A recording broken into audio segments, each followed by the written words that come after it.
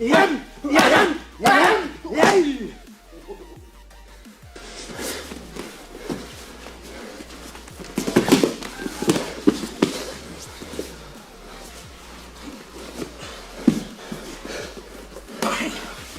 motherfucker.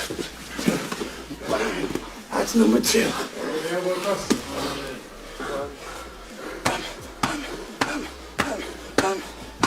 Yes. Nice. You win it. Go.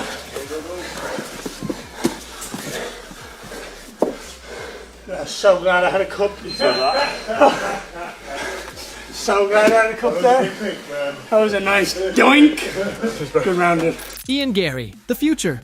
A man who never shuts up and backs it every single time. 17 wins, 1 loss. Wins over Prates, wins over Belal Muhammad.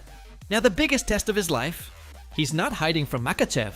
He's not respecting the aura. He's calling it out loud. Says he'll beat him in his own world. On the feet, on the mat. Doesn't matter. Being held down for 25 minutes and just having a boring fight. He's a phenomenal wrestler. A phenomenal grappler. And if you allow him the ability to stay on top and utilize his grappling and his wrestling, he can suffocate you and just lie on you like a weighted blanket, and you just find it so hard to move. And I'm like, that's not fun for anyone. It's not fun for me. It shouldn't be fun for him. And it's definitely not fun for anyone watching. So I feel like, and he did that. He did exactly that to win the world title fight. And I feel like that's the worst case scenario. Ian Garry walks in fully loaded. Every camp box checked. But Makhachev's team already ran the blueprint. Training partners his size, his reach, his style, over and over. And the streak. 16 straight. Better men than Garry walked in with a plan. Della Maddalena had one. Volkanovski had one, twice. All of them broke against the same wall.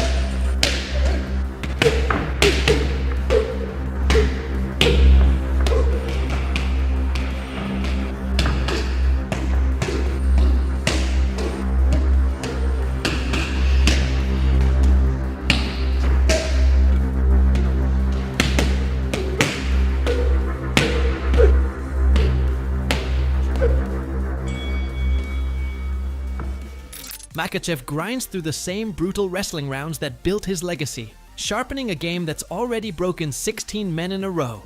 But Ian Garry, long before this fight was even signed, he was already calling out Islam Makhachev by name, poking, provoking, trying to light a fire. Islam said he'd rather fight Morales because he's undefeated. Of course he would. Of course he'd rather fight Morales. Because Morales hasn't beaten anyone in the sport. He said he'd rather fight Kamaru Usman. Kamaru Usman has won 2 fights in the last 10 he's had. He said he'd rather fight Prates, a man who I beat. He'd rather fight anybody except me. Garry doesn't just want a fight. He wants a rivalry. He wants the world watching 2 countries collide the way they did when Conor faced Khabib. He's a special type of athlete, as we all know. He's one of those guys that are at the pinnacle of this sport here. I talk with Javier all the time, and Islam and those guys are always doing great. So they're in great hands. Javier is the one who builds champions. He's a master at what he does.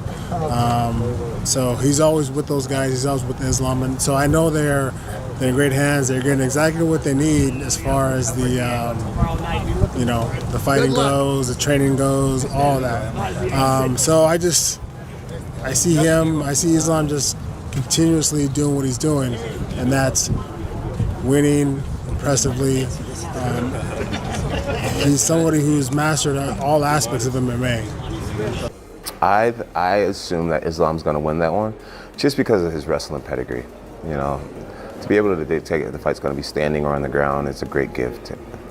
Another guy with a strong team behind him, strong faith. I'm not rooting for anyone in that fight because I don't know either one of those guys on the personal level, but I'm assuming that Islam's going to win. That's my prediction. Thank you, sir. Coaches around the sport keep saying the same thing. Makhachev wins this, no debate. But this is MMA, where no debate has burned people before. Just look at Topuria versus Gauthier. Topuria walked in as the favorite, the pound-for-pound name, the guy nobody was supposed to beat. Gaethje shocked the world. So when everyone tells you this fight is already decided, remember, that's exactly what they said last time too. August 15th will give the real answer. Philadelphia. Islam Makhachev versus Ian Machado. Garry, who do you favor in that? I favor Makhachev for sure. I think he's just going to take him down and dictate his pace and put the fight where he wants to fight. He's too strong for that little twig, that little cuck that sits in the corner and watches his wife get dogged out by the nutritionist. So, I got Islam. Islam ain't doing that cuck shit. I got Islam. How? It's a top fight. I think it's a submission. Submission. But I gotta rewatch Ian Garry's fight because I don't know him very well. People saying he has a good takedown defense. Yeah. So we'll rewatch and come back to that. So because I know everything in my division. Yeah. But I don't know a lot of people in 170, so I cannot say. But Islam right now he's the best, so it's a little bit hard to beat him. He is about to host one of the biggest welterweight collisions in UFC history. And the man who knows Makhachev better than almost anyone has already spoken. Hiraman Tsarukyan, the only fighter to really push Islam to his limit, says Garry's striking might cause early problems. But Makhachev's takedown timing wins out, predicting a submission finish in the 3rd or 4th round. I mean, dude, I don't think Islam has a lot of weaknesses. He's never fought someone as long and tall as me. He's not fought someone as fast as me.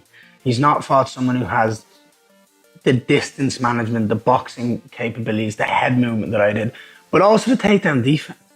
He might get me down. I hope he does. Because I want to prove to the world that he can't submit me. I want to prove to the world that I can get back up. I want to prove to the world that I can beat him in his own world. I don't care how long he's trained in that area. I don't care if he's an internationally recognized master of Sambo or not. I'm going to bounce him on his skull. I'm going to take his title. I'm going to take his throne. And I'm going to finish that consecutive win streak. And I'll always be the guy that stopped history from happening. Okay, I just love that. There's a lot going on here that I wouldn't expect you to appreciate. There's actually a lot going on there from a production standpoint. That looks like a video where Ian Garry didn't dress for it. He just sat down. He was just speaking candidly, right? That's what it looks like. From knowing production, that place is very well lit. This was very well planned. They put a lot of work and effort into making it appear that they didn't put any work and effort. And nobody really does interviews like this. Nobody's really putting out any of this direct to camera. No questions, no back and forth, just being real.